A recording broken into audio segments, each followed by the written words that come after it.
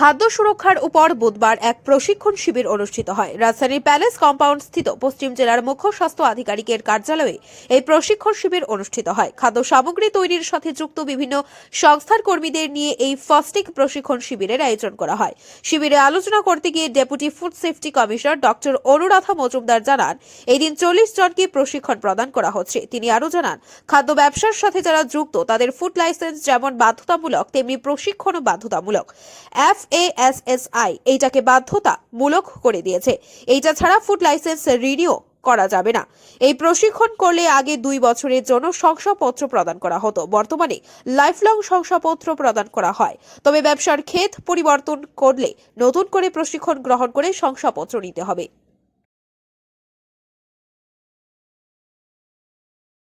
আজকে এখানে FoSTaC training, food safety and certification training food business অপারেটরদের যারা খাদ্য ব্যবসার সাথে যুক্ত সেরকম একটা ট্রেনিং অর্গানাইজ করা হয়েছে ওয়েস্ট ডিস্ট্রিক্টে।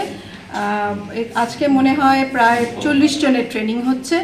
ফুড বিজনেস করার জন্য যেরকম ফুড লাইসেন্স বা রেজিস্ট্রেশনটা ম্যান্ডেটারি, সেই রকম FoSTaCের ট্রেনিংও ম্যান্ডেটারি।